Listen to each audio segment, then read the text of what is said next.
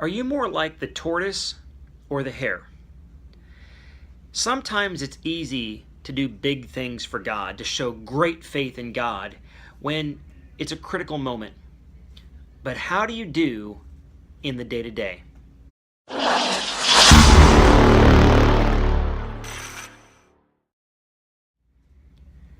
Unfortunately, we don't tell the whole story of Gideon and the Midianites.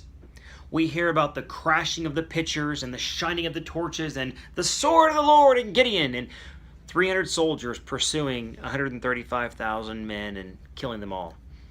But how's the story end? Judges chapter 8 tells us he kills the two Midianite kings. That's good. The people say, "Rule over us. Israel needs a king, and it should be Gideon." And he says, No.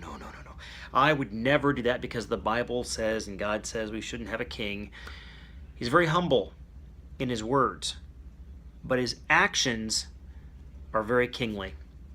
He says, "I would like it if you'd just give me the earrings from the gold." And they said, "Oh, no problem. You could take the earrings." It ends up being 50 pounds of gold. He takes this gold and he gets a lot of personal wealth for himself. And also he makes an ephod and places this ephod in another place other than Shiloh, where they're supposed to worship.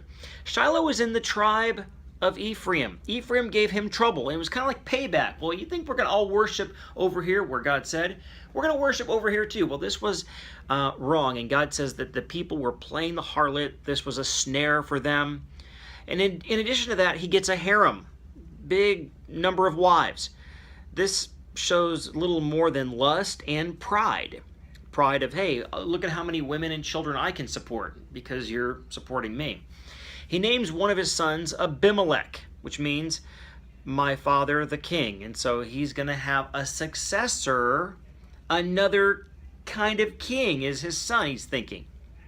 And then Gideon dies, and the people, they begin to worship Baal Berith. The term Baal Berith means covenant God. Of all things, Jehovah God is the covenant God. They worship a false God, and they say, this is the one who promises to take care of us. He led the people in a terrible way after the victory. It's easy to do great things for God on a one-time basis.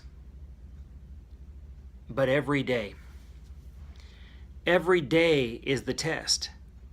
What you did yesterday, maybe you screwed up. Maybe you had a great day. Today is the test. You got to forget about yesterday.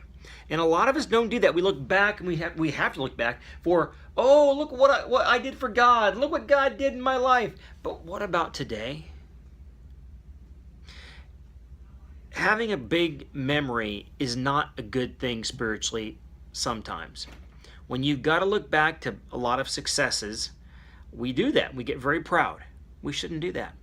When we look back and we see sin in our past, you know what happens? We feel guilty. And then we say, I'm a louse, I'm horrible, I'm just going to throw it away again. God always wants us to focus on today. Lead for Him today. Lead your own life for Him today. Love Him today.